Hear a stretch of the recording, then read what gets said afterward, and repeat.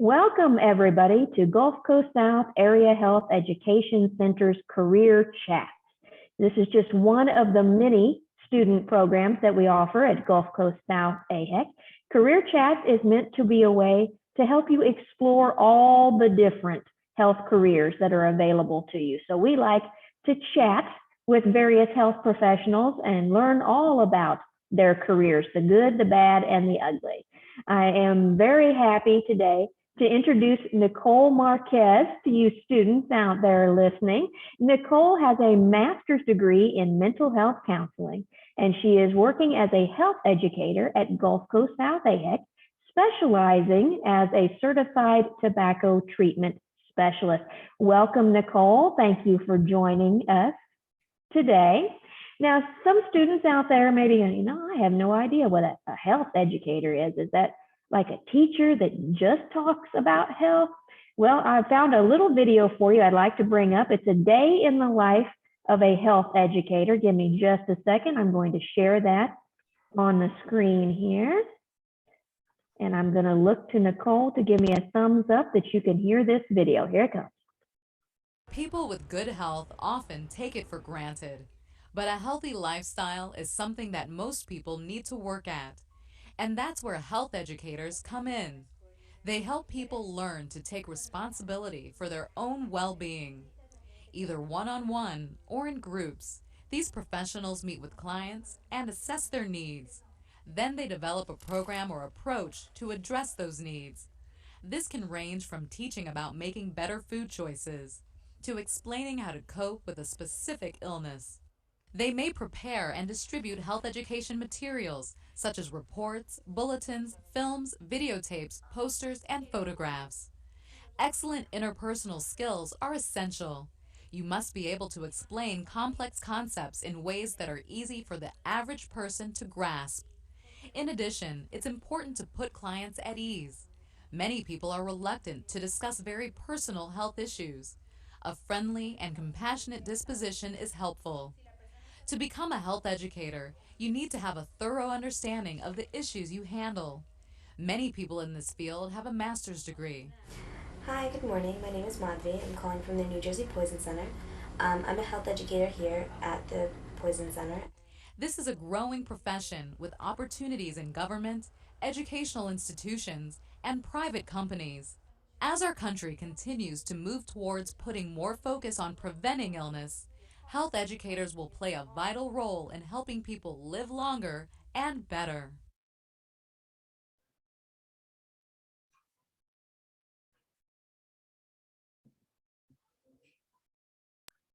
All right, so that should give our audience a little better idea of a day in the life as a health educator. Now, Nicole, as I mentioned earlier, you are working as a health educator at Gulf Coast South AHEC. Now, you specialize as a certified tobacco treatment specialist.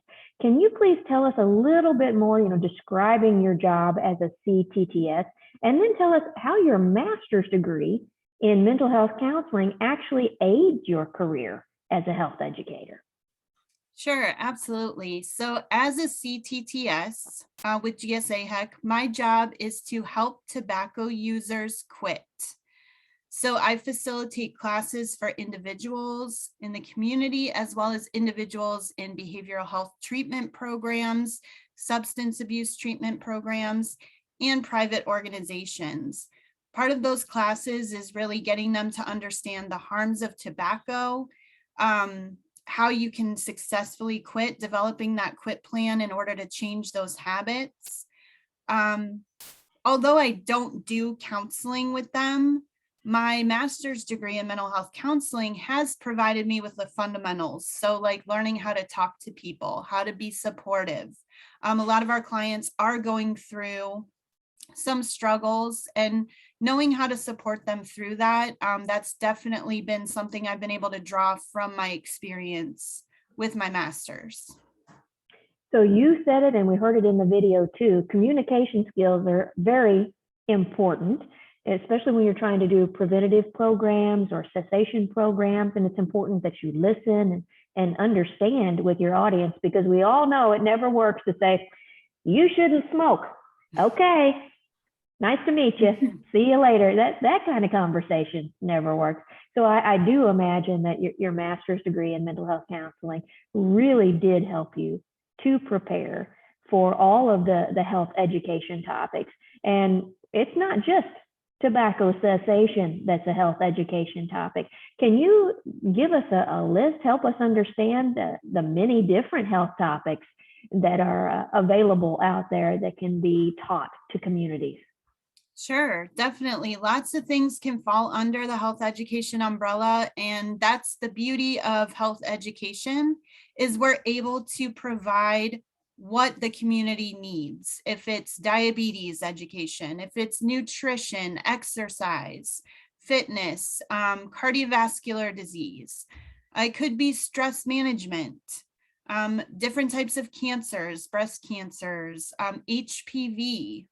It could be safe sleep for infants, osteoporosis, HIV, AIDS, basically any different, health issue that comes up. That's where health educators can step in and provide that information on that relevant topic. As a fellow health educator, I side with you in that this is a wonderful and fascinating career that we have, because we can literally be trained and research and become experts in all different health education topics to then go out and provide that training to our community. So it keeps things interesting. It's not the same thing again and again. So when students listen to this and they're thinking, I thought about teaching, but I really love health topics. Well, this is the perfect way to mix and match both of those for sure. So when talking about students and how they get from high school to a career, that's what we're going to get into next here. We're going to ask you some interview questions to find out how Nicole got from high school to her career right now. We've already talked about your job description. Now, what is the type of atmosphere that you work in as a health educator? So the atmosphere is, I work at Gulf Coast South Area Health Education Center. We have a suite in an office building where each of us staff members has their own office. Due to the pandemic, we have been working remotely a lot, so we've been able to work from home.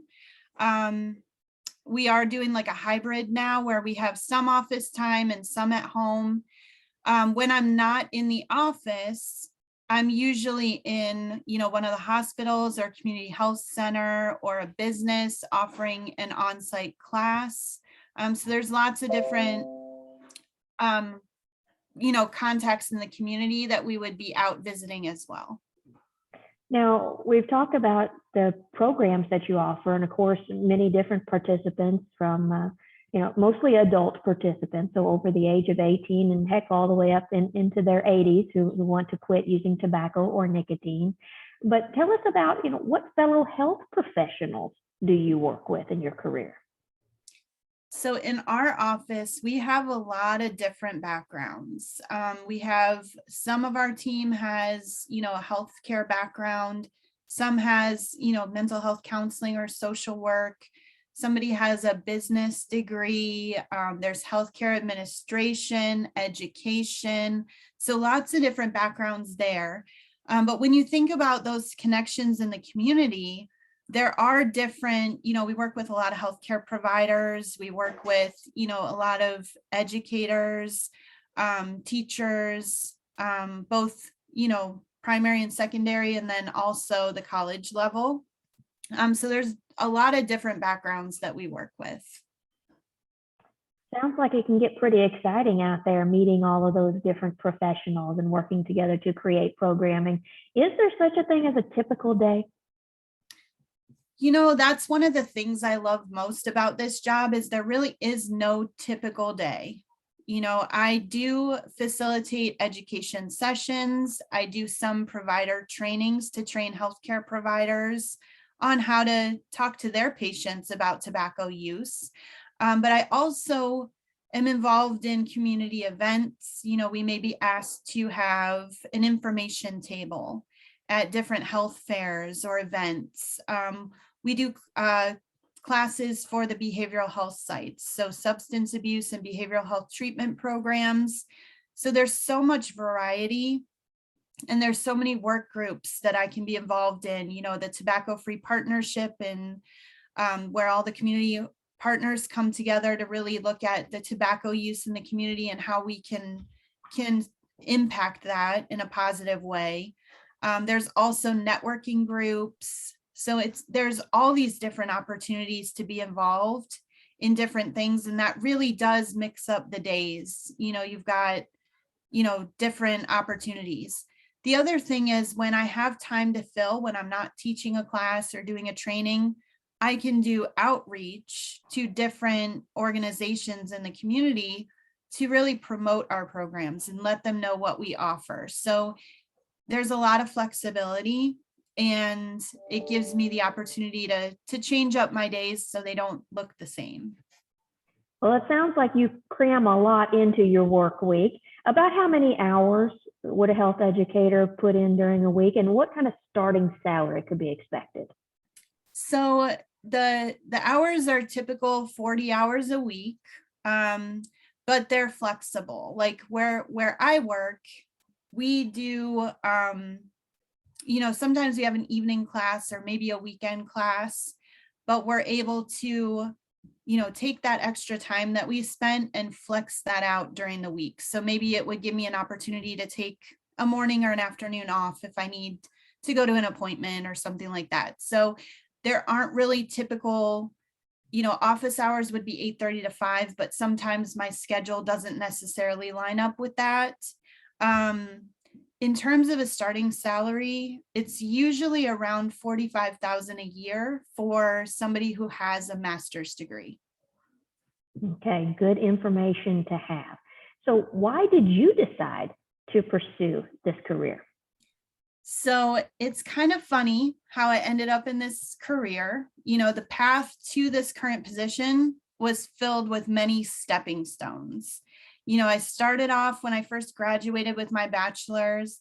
I actually worked for GSA Heck as the administrative assistant. So that was, kind of my first exposure to the health education arena, to that setting and what the organization actually did.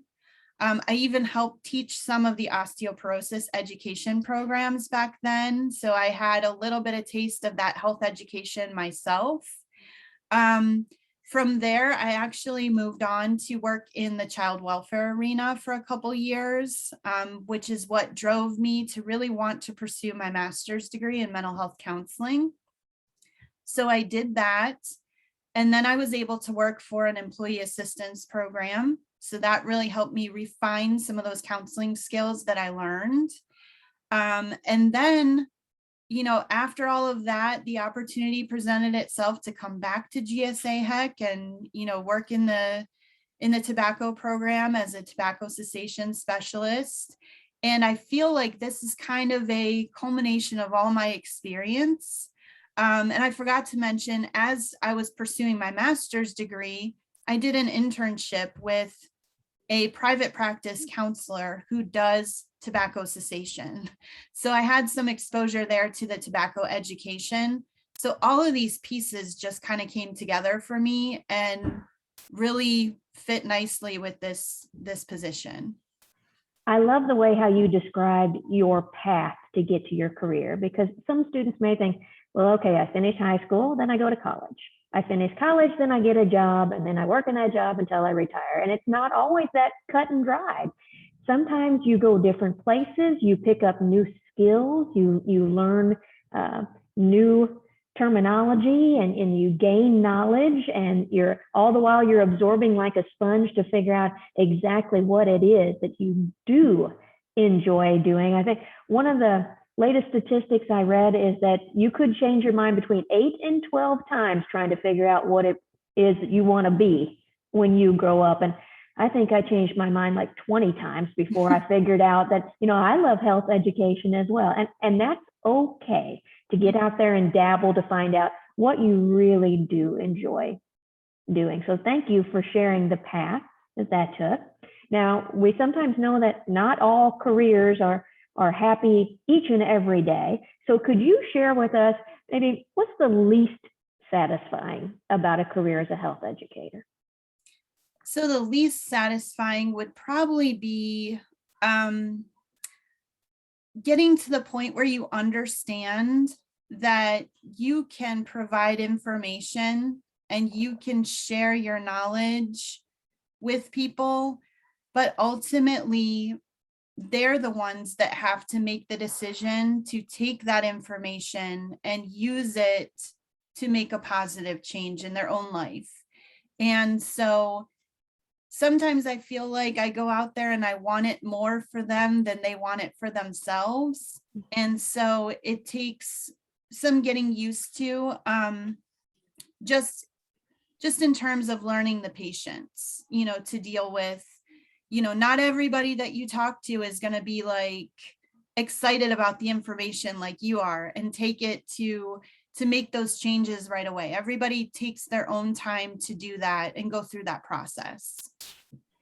I agree. You can't make somebody do something, especially if they have no intention of doing it. So we just do the best we can and provide them with the information, and then they get to make their own choices. Now, flip side of that, what's the most satisfying about your career? So I would say the most satisfying part of the job is just watching somebody take that information, apply it, and be successful.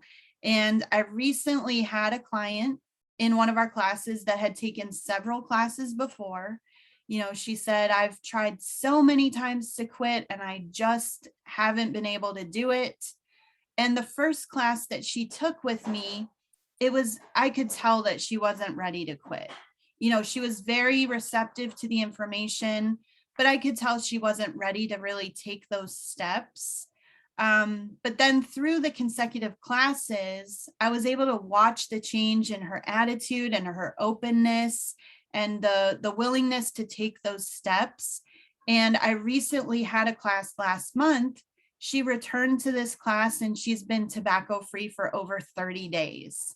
So it's pretty amazing to watch that process go through with somebody who is not ready, but they're there, they're trying, and they keep trying, and you watch them go through that process and succeed.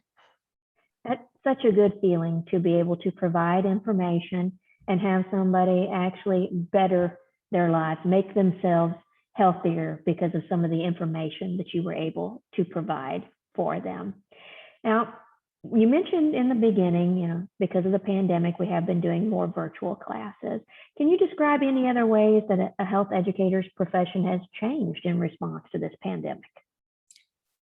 Yeah, so what comes to mind is just, health being more of a priority for people. The pandemic has really made people realize, especially when it comes to tobacco use, some of the people are actually coming because they're concerned, with COVID, if they should get COVID or, things like that. What is that going to do because they're a tobacco user, because they have, lung damage already. So just, in terms of the types of people we're seeing come through the programs is maybe a little bit different.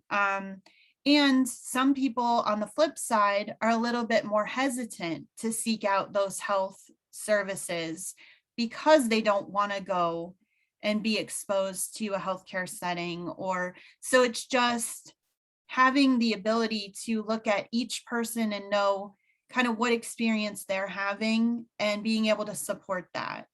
So the pandemic really has opened some different scenarios.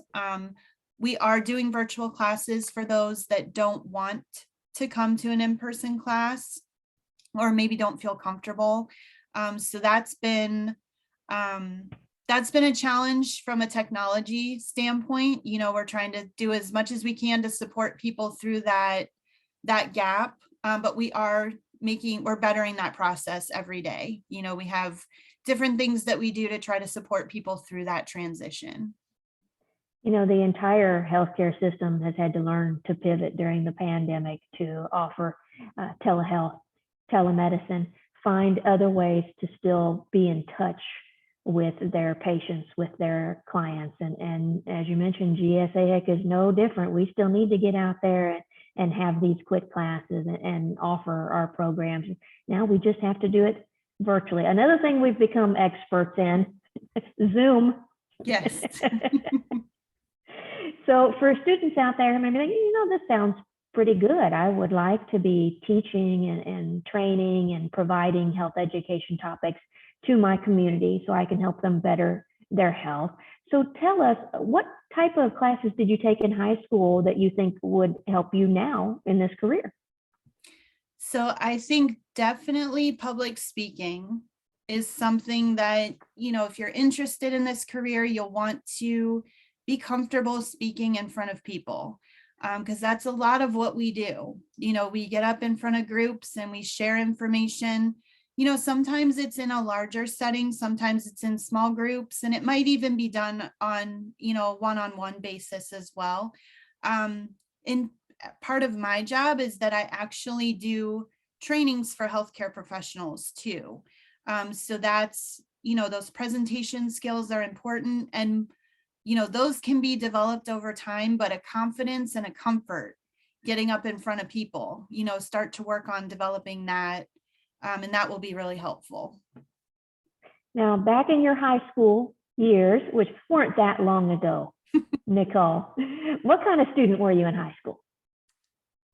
I was a pretty good student. I received mostly A's and B's. I was motivated. I really enjoyed school. I loved to learn. So that was something that was always really fun for me and exciting. I did participate in an honors program at my high school. So I think that was helpful too. But, I think health education, there's a lot of different avenues that could lead you in that direction. So just, being motivated and excited about it is important. Now, you graduated high school, decided to go on and attend college. Where did you get your bachelor's degree at? So my bachelor's degree I received at University of South Florida in Tampa. And I received my bachelor's in psychology. In psychology. Now, did you live on campus or did you stay at home?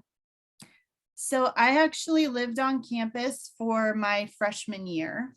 And then after my freshman year, I transitioned to the Sarasota campus so that I could live at home and finish up my remaining years. All right. When you lived on campus, what was the atmosphere like for students out there who have this glorious vision of life on campus? What was it like for you? So it was a lot of fun. I enjoyed it. It was a really large campus, but what helped me was the first week of school, they have so many activities where you get to know people, you get to, see what activities are available on campus. And that helps the campus to feel a lot smaller. Once you make that connection with a few people on campus, the size of the campus really changes. It feels a lot smaller. It feels more like home. That's a good point, because when you attend a very large university like USF and you're one student in the midst of 100,000 students there, it might feel a little easy to get lost, or that professors can't spend as much time with you. If you're used to that in high school, you're used to getting the attention of your faculty members, and it's different, and there is some adjustment with that. Mm-hmm. So it's good to know that there are programs on campus to help out with that. Now, when you finished your bachelor's degree and then you chose to go on and get a master's degree, where did you get that master's? So my master's degree is from Argosy University. I chose that program because they had an online option, which is I did most of my master's online. There were some on-campus components that were required for each class.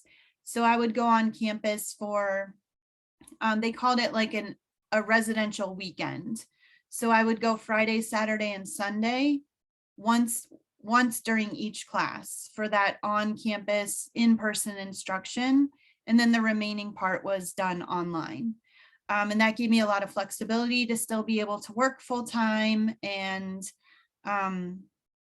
my daughter had been born at that point. So I was, doing my mommy duties too. So it gave me Sure. some flexibility. Now, as a health educator, do you have to have a master's degree? You do not have to have a master's degree. So bachelor's degree is the minimum requirement. Some organizations may ask for a master's degree. So it's really just depends on where you want to work.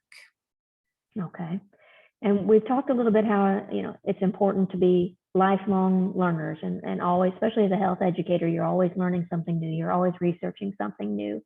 As a health educator or in your position, do you have to take continuing education classes? Do you have to recertify or renew anything?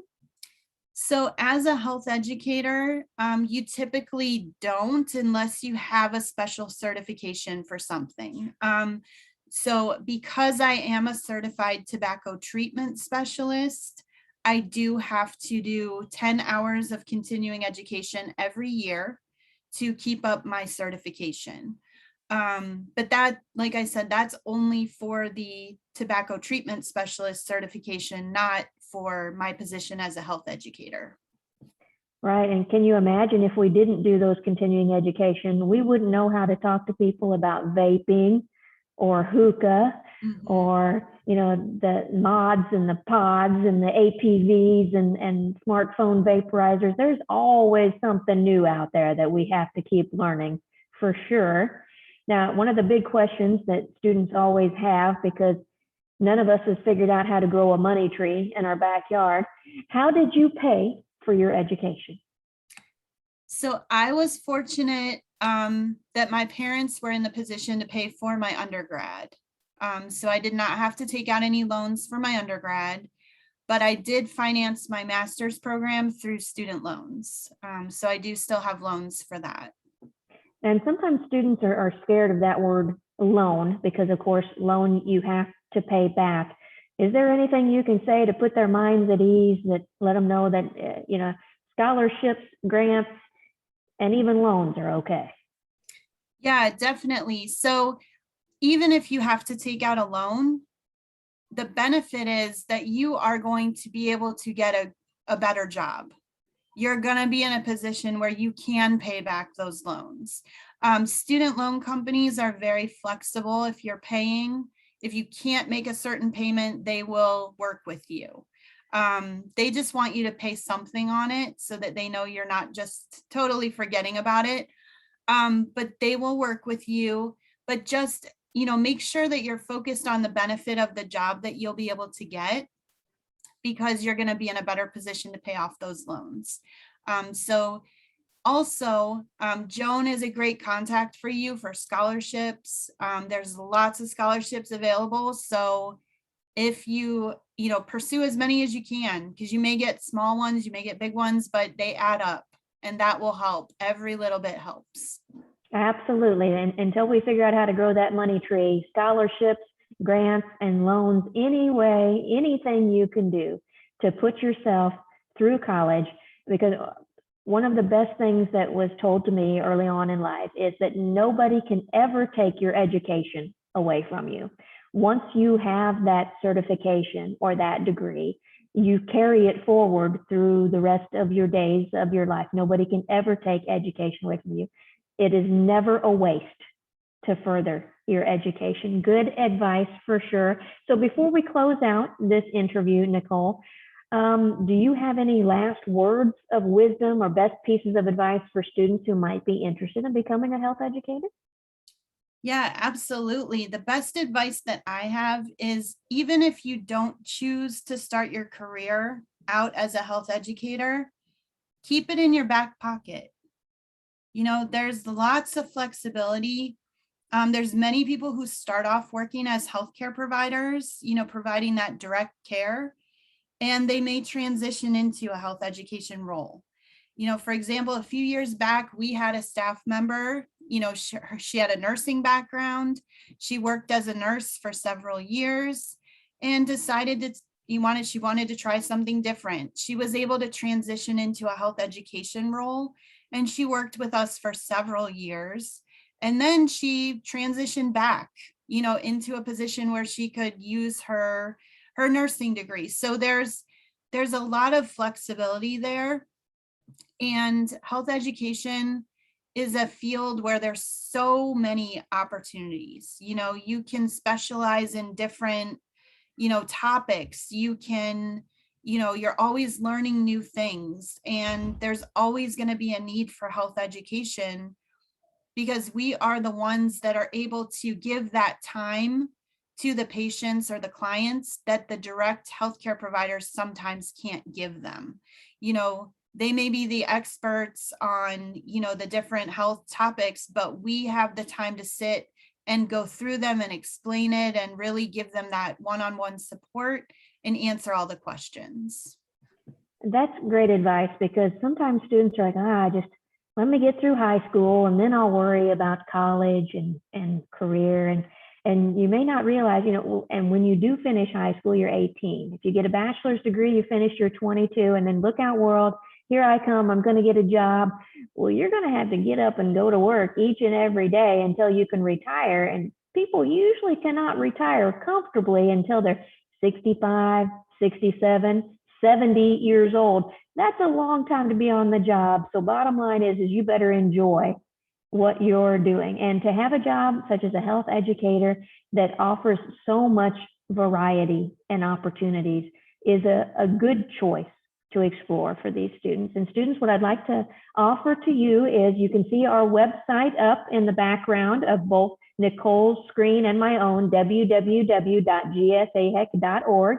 You can go to our website. We have a contact form. You can put in there, I'd like to talk to Nicole more about being a health educator. Or you can find information on our website about those quit classes. If you know somebody that really needs to quit tobacco or quit vaping, we have the information out there on the website. You can always contact me as well. We are happy to talk to you about our careers and the programs that we offer to you. So thank you very much, Nicole, for giving us your time and expertise knowledge today. We sure do appreciate it. And students, until next time on Career Chat, I hope you enjoyed our presentation for today.